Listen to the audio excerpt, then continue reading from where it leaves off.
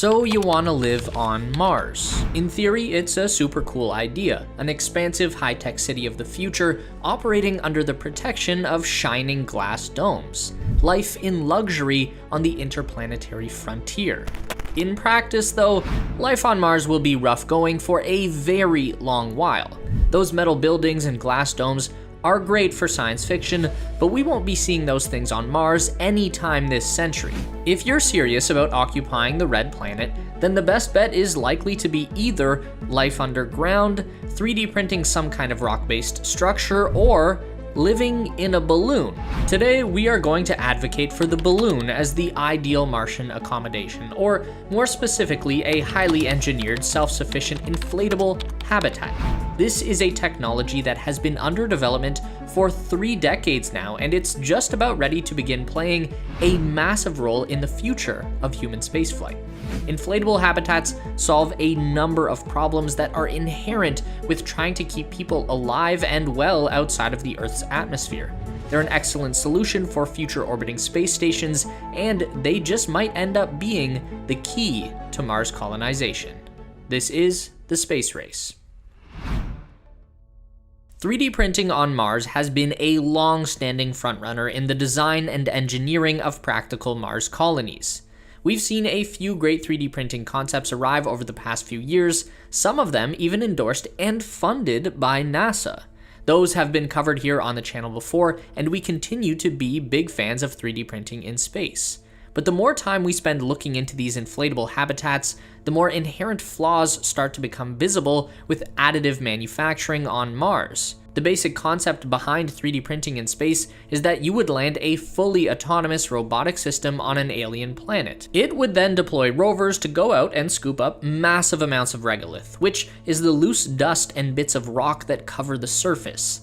The collected material is then brought back to a high-temperature oven that mixes the regolith with a polymer substance and bakes it until it becomes a sort of extrudable concrete. That concrete material is then laid down by a 3D printing machine that builds up the structure one thin layer at a time. So that all sounds pretty neat, but obviously it's going to require us to land all of those robots on Mars, and then a ton of electricity to power these things while they go about the process of collecting and melting and 3D printing. Then, as an end result, we're left with what is essentially an above-ground cave made from Martian rock, which is very likely going to be physically toxic to human beings, and that hits on another big issue here.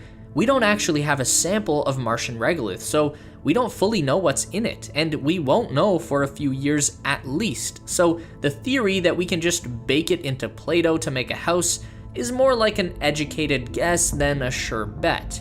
Whereas, if we go the inflatable route, we prefabricate the entire thing on Earth, load it into a rocket fairing, and ship it to Mars. On arrival, the habitat self-inflates, deploys solar panels, powers up, and just waits for a human crew to arrive. When we're talking about establishing the first human settlement on a planet 291 million kilometers away, the most simple solution would most likely be considered the best, and I think we're pretty clear on which one of those ideas offers up the lowest complication.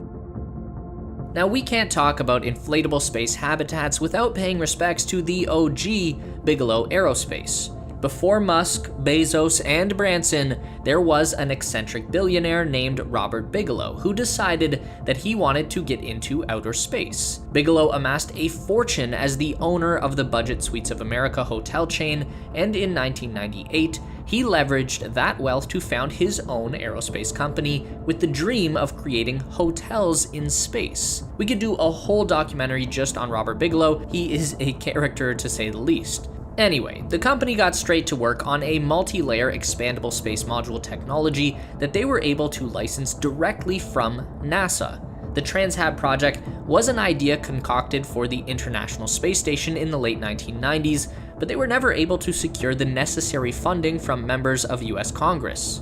After a decade of private research and development, Bigelow had a viable technology that was ready for a demonstration in outer space. In 2012, NASA provided them $18 million in funding to develop the Bigelow Expandable Activity Module, or beam. By 2016, the module was berthed to ISS and successfully inflated to 4 meters in length and 3.23 meters in diameter with a pressurized volume of 16 cubic meters. Beam was more like a proof of concept than a functional module of the ISS. It's still up there, inflated and pressurized, but from what I've heard, the astronauts mostly just use it as a closet, and they never leave the door open just in case. But in the long-term study of the beam's performance, it's proven that it can withstand micrometeor impacts without taking damage, and levels of cosmic radiation recorded inside the beam have been pretty much the same as they are anywhere else on the ISS. So, from that one limited test, we can form a pretty decent hypothesis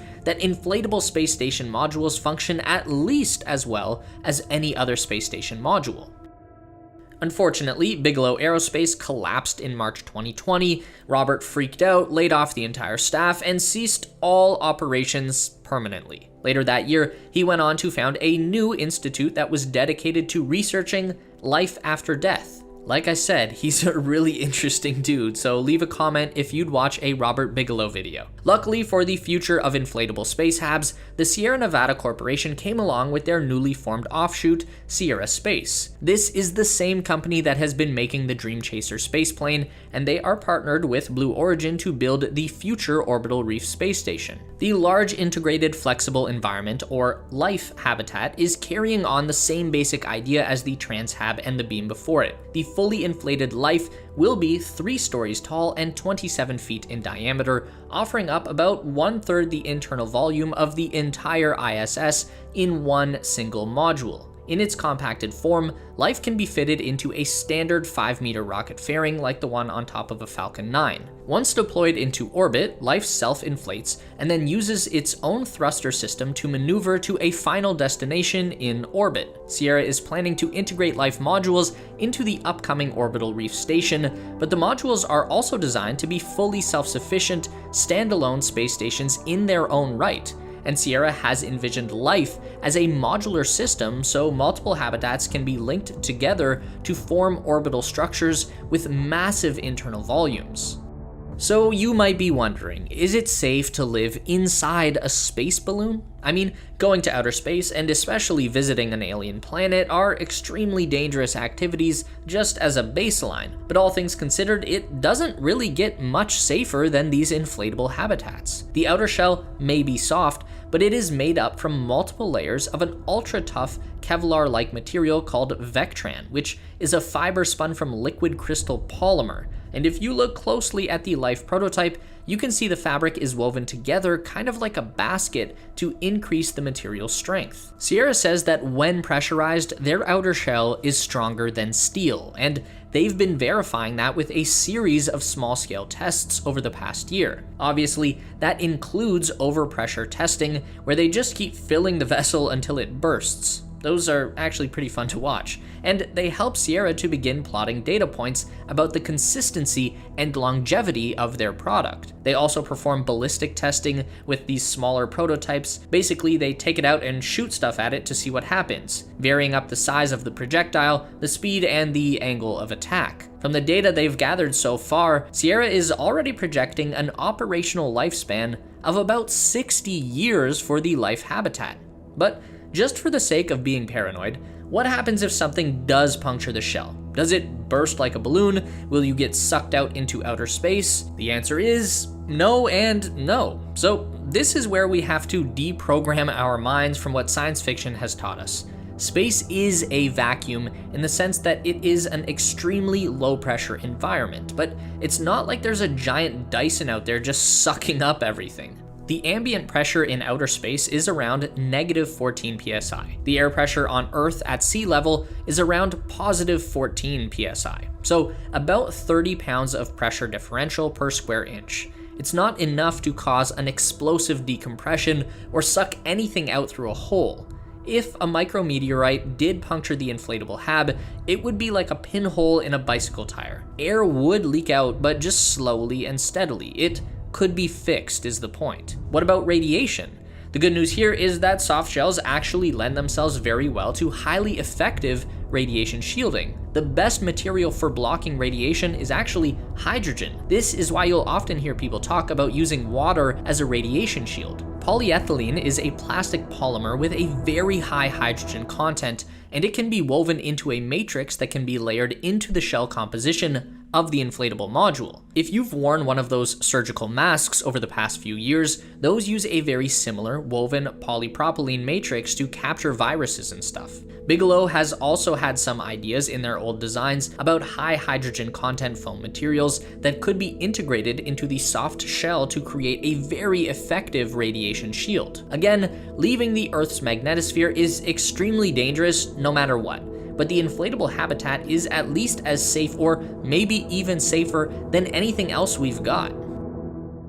Now that we know all that, we can get back into how these inflatable habitats could function as a part of a Mars colony. These modules are designed around a solid center core that contains all of the primary systems, communications, life support, power, and all of the hard goods like research equipment, the medical bay, and exercise gear are stored in here at launch. Then, after the shell is inflated, the astronauts arrive and move all of these things to the outer areas.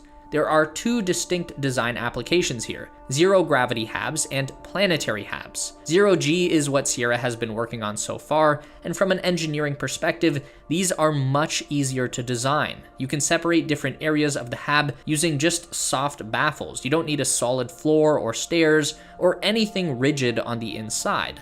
But they do have plans for future life modules that will function with gravity. For a serious colony on Mars, we'll probably want a combination of ground-based infrastructure and an orbital space station to function as a waypoint in between Earth and Mars. Same idea that NASA is working on with their Lunar Gateway Station for the Moon. So the life modules can handle both of those applications. Sierra has an idea that if they link together enough modules, they can form a ring-shaped space station which could then be rotated to create an artificial gravity effect. And the current life habitat design is only based on existing rocket capabilities, but there are much bigger rockets coming soon that will offer much larger cargo fairing sizes. Bigger fairing means the opportunity for a bigger module. In a March 2023 interview with Fraser Cain at Universe Today, the Senior Director of Engineering at Sierra Space, Sean Buckley, revealed that his company is already running the numbers on what they could accomplish with a SpaceX Starship-sized cargo fairing. The Starship is promised to deliver 100 metric tons of mass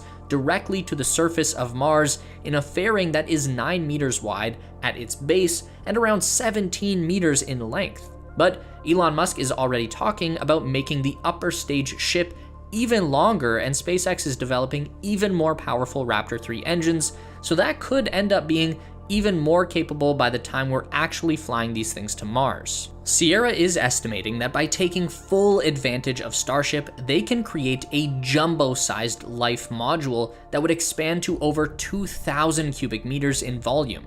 The ISS is only about 900 cubic meters, so with one single launch, Sierra could more than double the working space. Fully inflated, the habitat could be as much as 60 feet in length and 40 to 50 meters in diameter. So with one of those in orbit and one on the ground, we would essentially have a fully functioning Martian infrastructure that would even be relatively safe and comfortable to support a long-term human presence.